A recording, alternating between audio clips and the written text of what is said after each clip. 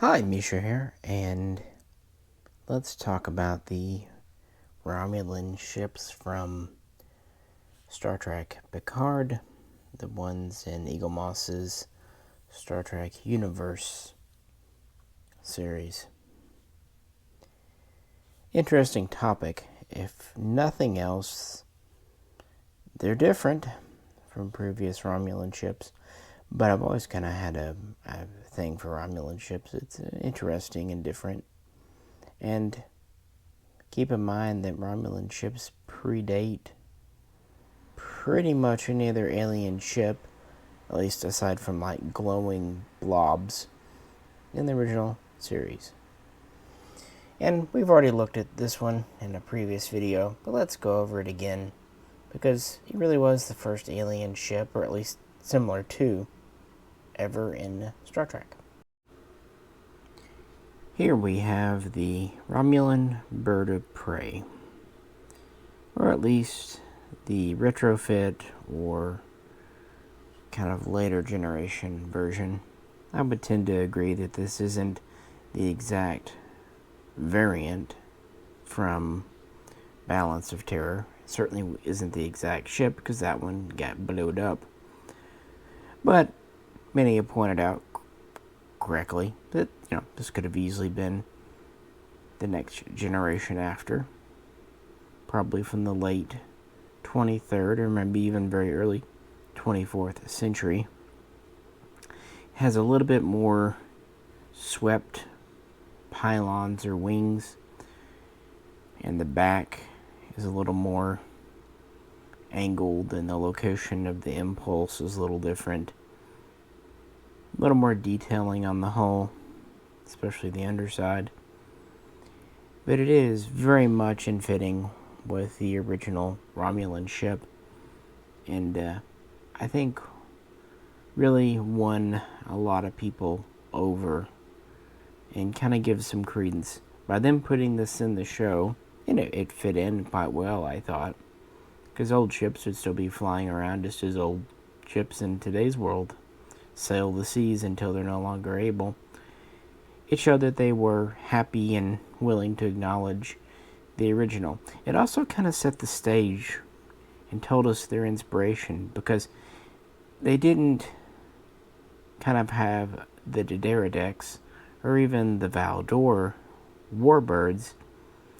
It started off by really going back in time to the TOS bird of prey. And I think that was them saying this is the Romulan ship they were inspired by, and that the whole series might be kind of based on, which made sense. The Romulan star went supernova in 2386 or 2387. And so, wow, yeah, there was a star empire. So that was only one of many star systems under its control. The Romulans were pretty secretive, and they probably were very centralized. So one would imagine a lot of their shipyards were there. And also we know that Remus was a major dilithium producer, so they lost one of their major energy sources. So even though it would continue, it'd be like not just having a capital city wiped out, but an entire state. Say if the USA lost not only Washington, D.C., but also Virginia and Maryland. Yeah, we continue, but it would be a major tragedy. And I think that kind of would show why Romulans would be either using older ships or kind of looking back, because this is a smaller ship. We really don't know how small. In Eaglemoss's magazine for this, they say, I think, 91 meters. Other estimates going back to TOS have it more at 100, 110, 120, maybe 130 meters. Now that might sound small, but keep in mind, that's a football field length, give or take. And also keep in mind that modern naval vessels, like for example the original modern, and I use the term modern loosely, battleship HMS Dreadnought was about 160 meters, and that had a crew of nearly 1,000. Also, the largest aircraft, or at least one of the largest, it's not, I guess, technically the largest, the Lockheed C-5 Galaxy, it's only about 75 meters long. So this is longer than a C-5 Galaxy. And it's also much longer than a B-52 Stratofortress.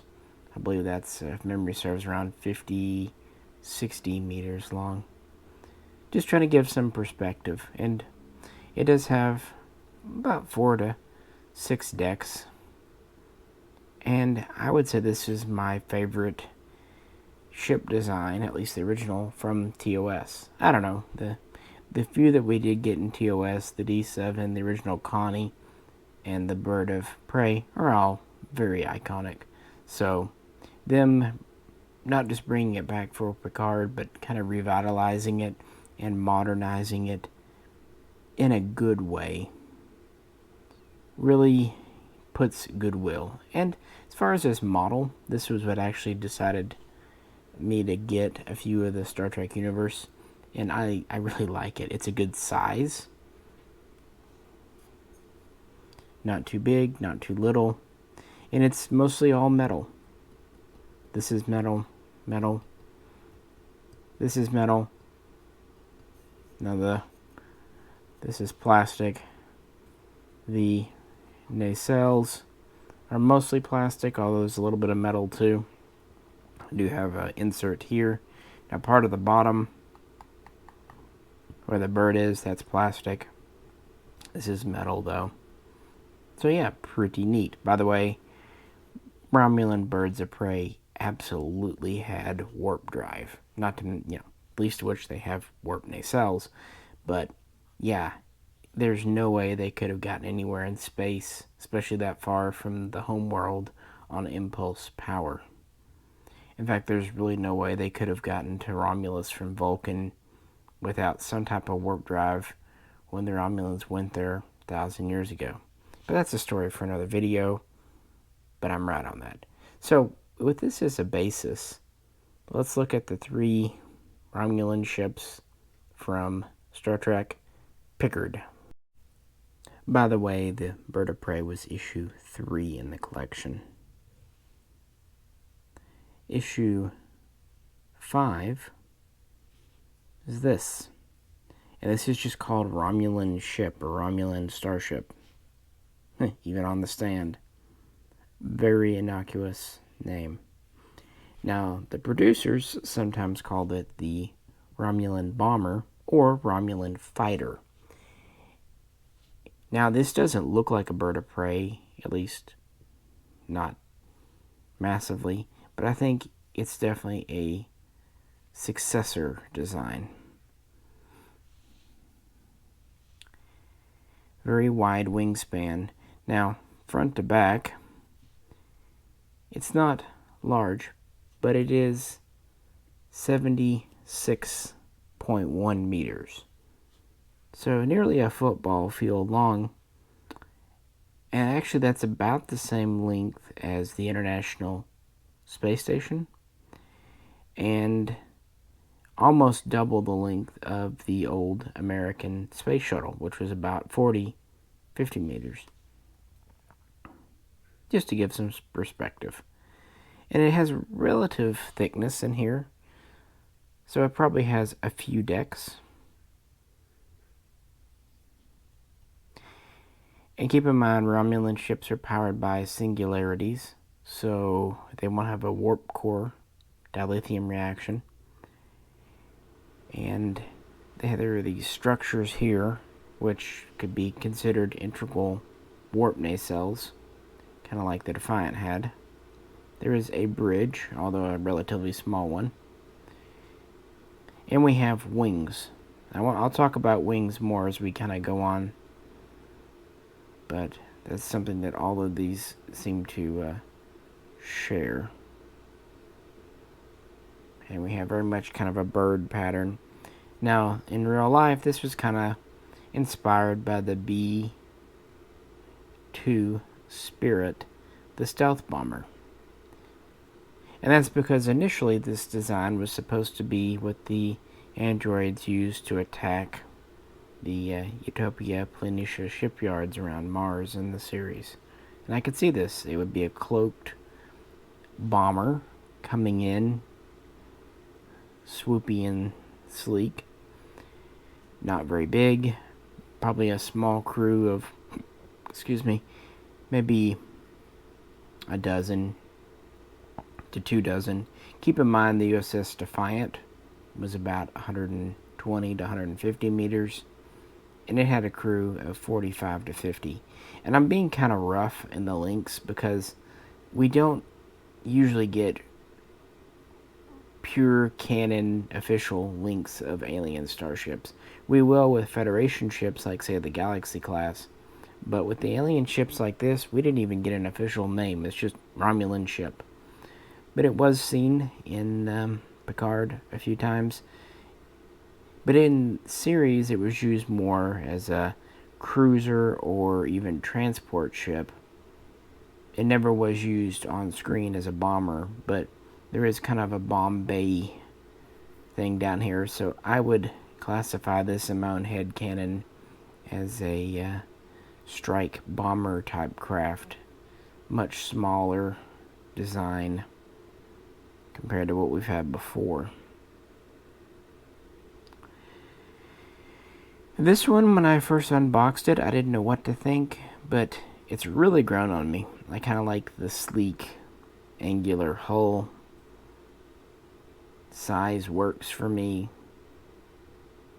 Again, 76 meters might sound small, but in reality, for a spacecraft, it works. And considering the Romulans had the bird of prey, it's just kind of a smaller version. But yeah, the model, the wings are all metal, and the center part is a mixture of metal and plastic. Where it kind of has detailing that sticks out, it's plastic, but for the most part the center part's metal too, so it's pretty thin but very long.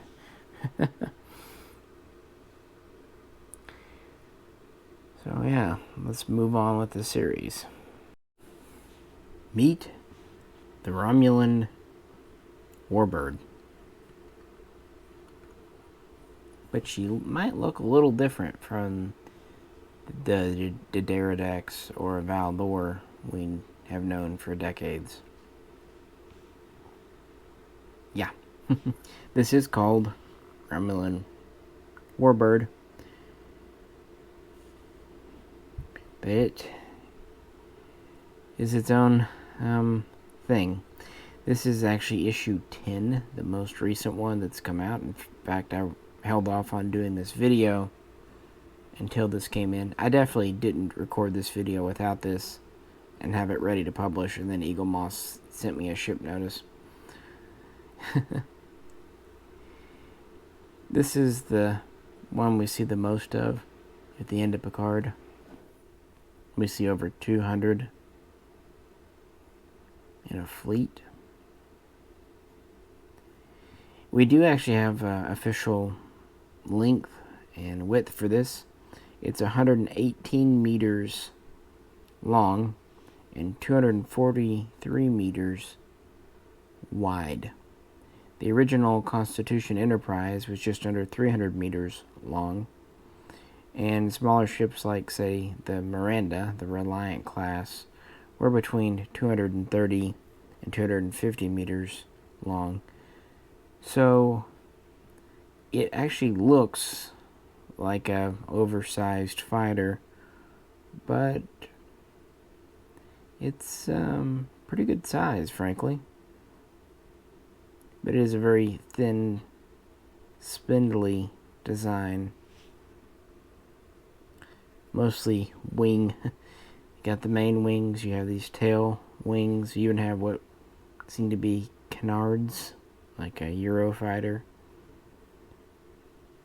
There's a bit of a beak area for a bridge. The central body is relatively narrow, but it does have some depth to it, at least when you adjust for the overall length, so there's at least room for a few decks here. Basically, it's maybe like a school bus with a bunch of wings tacked on. It does definitely have an airplane look. The previous one certainly resembled the B-2. This just kind of resembles a bird and airplane that flew together and made a baby. But we really know nothing about it. It's armed with disruptor and plasma weapons and, of course, a cloak. And it appeared late in the season. Maybe we'll see it more in Season 2. It certainly has the Romulan bird aesthetic. Now, from what I've read on the show, it looks more gray, but this is more of a greenish color, at least according to my wife.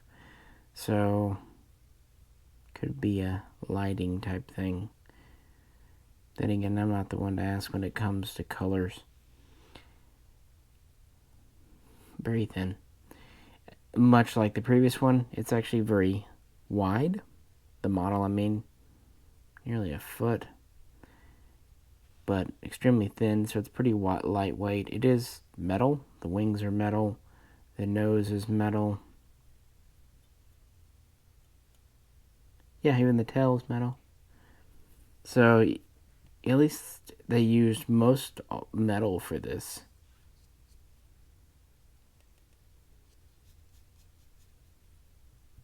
So there's that. Yeah. But this made up the majority of Commodore O's fleet. I believe there was 217 of these. It's a thing. It's new to me, so I'm still kind of processing it. With that, let's move to our final one. Speaking of Commodore O, or General, this is her flagship, and so far this is the only ship of this type class we've seen in Picard. This too is called a warbird, and this is issue 8 in the series. I've had this for a few weeks now. And this is the largest ship we have. We don't actually get an official length, even in the magazine, but estimations seem to be 200 to 250 meters long. And so the width would be maybe slightly more. So you're kind of getting into that range of TOS ships or TMP ships like the Miranda or Constitution. And keep in mind that a lot of newer Starfleet ships like the Defiant, the Saber, they're in that range too. So that makes sense. It has wings, but they're a little more in control. They're not near as, wide and spindly. And they're a little bit thicker too. There seems to be impulse engines housed in them here. Although these could be very flat warp nacelles. And there's more going on. There's this back here. And there's quite a central body. So this was a command ship, a flagship. It had one large shuttle bay that could carry snakehead fighters. And that is another one. Issue 6 in the series was the snakehead. So far, I don't want to pick it up. I like getting larger scale ships. If they had done the snakehead in the standard scale, yeah, I'd grab it. But I don't really know if I feel like paying to get a large scale. I don't know. Personal things. I'm not as into shuttles and fighters as I am full ships. We'll see. Anyway, this carried a squadron of those. It also had kind of a large plasma cannon, disruptor cannon underneath, kind of a bombardment system. So whereas the Romulan fighter or bomber seem to be geared more towards that, this might be geared more towards disruptors or plasma cannon. Again, we don't really know the crew of any of these, but this one would have had the most both because it was a flagship and just because of its size. So at least probably had a few hundred on board. And it's probably the heaviest one. Like most of these, it's majority metal. Wings are metal. Now, this starts off as metal, and there's a bit of plastic on the top, and kind of the same with the bottom. The central part, the plastic, but then pretty much otherwise metal. And has some decent heft to it. And coloration seems to be kind of a greenish, goldish, brownish. And I don't mind if there's a brown Romulan ship, because we've already seen that in Star Trek Nemesis. The other Valdor type was brown, so it's already canon. And this one definitely has more of a warbird aesthetic going on. So with that, what are my thoughts? Which ones do I like, not like? What do I think about the whole winged design and smaller scale from the Romulans? Just kind of what's my overall impression of the Picard era, late 24th, early 25th century ships. When I definitely didn't record this video the first time, I was a little more critical of the wing aesthetic, especially with this one. That was before this one came in. But I was talking with my wife, and she pointed out that, of course, as we know, in space, you can design how you want. And we definitely know that the Deradex wasn't the most practical design, not with that big gulf in the middle. The Scimitar, not the most practical to say the least. And the Valdor, yeah. My point is, Romulans have kind of always had a stylistic nature that probably trumped, actual practicality. And as my wife pointed out, maybe these were designed to easily operate from a planet or a moon. We don't know if the original bird of prey could land. It looks like it should be able to, and in fact, in some of the old TOS books, these could. But we don't know for sure. What we do know is that the Deradex definitely could not. And since they lost their homeworld, since they lost a lot of their bases, why would they maybe not want to have a fleet of ships that could land on a planet more versatile? And it makes perfect sense that they would need ships that were smaller, therefore more resource sensitive to build, and also that required smaller crews that maybe were more automated. And that's kind of what I was saying at the beginning. They could harken back to the old days of the bird of prey. They'd already done it.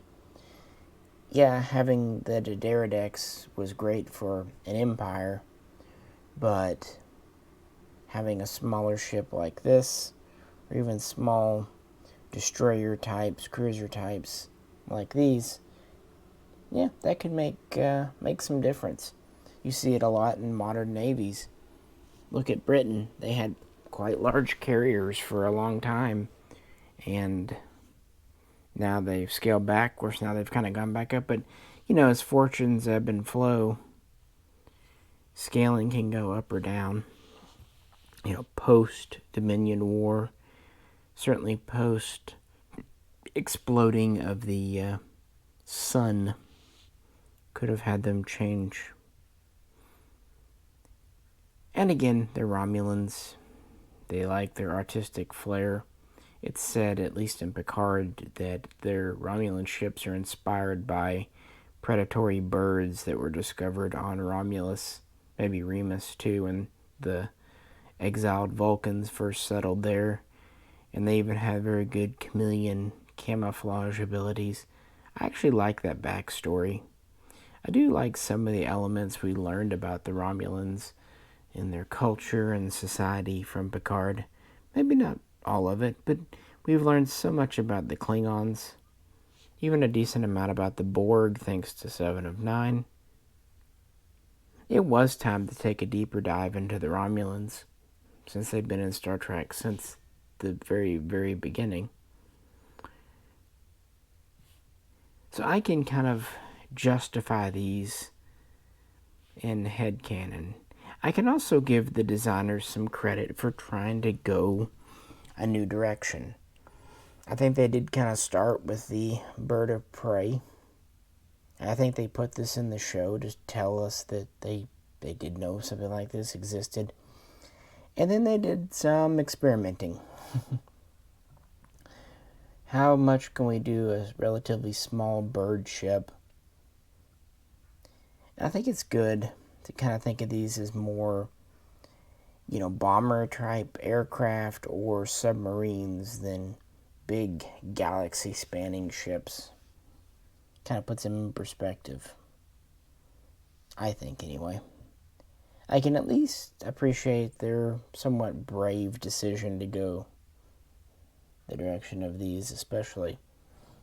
That doesn't mean I necessarily like them all that much, but it also means I'm trying to give them a fair shake, because TOS and TNG and the others, they weren't perfect either, especially in terms of scaling and consistency. So with that, let's end by me kind of giving my personal thoughts. You've kind of heard my headcanon. I wish there was more lore or official data to talk about, but heck, we didn't even get to see these ships really firing weapons on screen to speak of. No question, the old school bird of prey would be my favorite. But I'm not really going to keep it in the running, since it's just that. It's old school and classic, and I'm big enough to admit that nostalgia. So what about these 3 new designs here? Well, this one's certainly my least favorite. That's not to say I hate it, though. It is very spindly, and we have tail and canards. It really does have a feel that it should be smaller than it is officially scaled. Again, it was 118 meters long and even wider officially. I mean, that'll work, I suppose, especially if my wife's theory is right that these were meant to operate easily from planet side. I like that just fine. But I think it might have worked better if it was supposed to be a small scale ship, like a true fighter, maybe just a crew of 4 to 6, especially if the wings could fold up. Still don't really see what the wings would do. In a modern aircraft, wings hold fuel. If this were older school technology, I could justify them by saying they were solar panels, solar collectors, but this wouldn't need that. It uses a singularity. So the wings are pretty much just there for art deco. I guess you could say they do store certain equipment, what have you. I don't know. And it is very thin. So in universe, it does have it has a very predatory look, I'll give it that, but it also looks like it could be knocked out. The model, I think Eaglemoss did a very good job. Keep in mind, they didn't design this. They just had to translate it into a die-cast model. And they did a good job, I think. I'm also happy that it's green. When everyone's talking about it being gray, I got a little worried.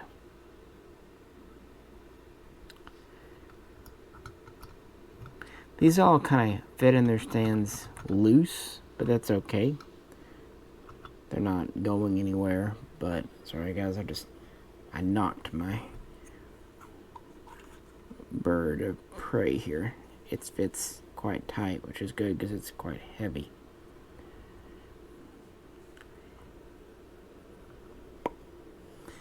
So that's would be my number 3. Number 2, this one here. I actually do like kind of the stealth jet fighter vibe, the intakes, and I think this one looks about its size. It looks like it would be 70 meters. At that scale, it still has room to be a spacecraft. Pretty thick. It does kind of seem like a submarine for sure. The wings again, I'm not really sure what they do. But it does look like something that could operate from planet side. Be nice if the wings could fold up, because if they could just fold in, and yeah. Looks like that'd be a great place for folding right there. To operate off of larger ships. It's a shame that this wasn't featured more in Picard. I'm actually not sure why this isn't the warbird. I'd almost would want to reverse the two, making the previous one the smaller ship and making this one the larger one. I think that to me would fit better, but what do I know? And again, they did a really good job with the model for what it is. Neat enough to me. Why not?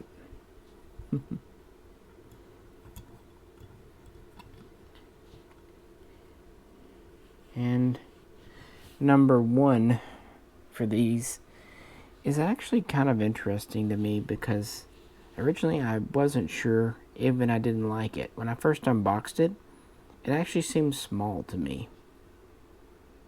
And I think that's because this one has more height and length than the others, so we don't have those big wings. And it's not. It's actually a pretty good size. And it actually is quite heavy, frankly. But it really grew on me, to the point I think it's my favorite. It is the most traditional. It seems like a very good successor to the Valdor type. It's thick enough to have space inside.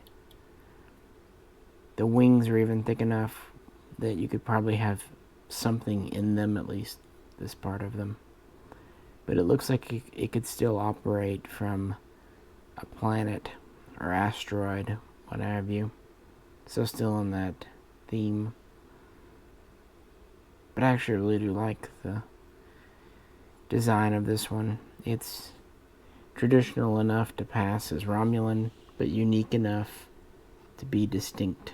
And I think it fits well with the status of the Empire or Free Republic or Tal Shiar or Zatvosh.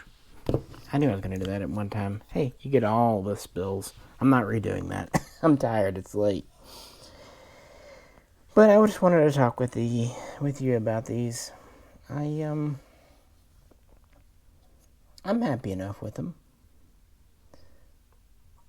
I guess the big wing ones they could not do in a standard edition, or they would just be literally paper thin. They're thin as is. I'm at least happy we got several new Romulan designs. There are these 4 plus the snakehead. So we got more Romulan ships in one season of one series than we did in all of TNG and DS9 and Voyager. So if nothing else, that makes me happy.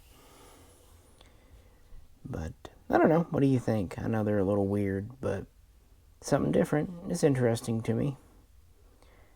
I don't hate the warbird as much as I thought I would. A lot of people don't like it, and I understand why, but I think this version here, the flagship, is definitely worthwhile.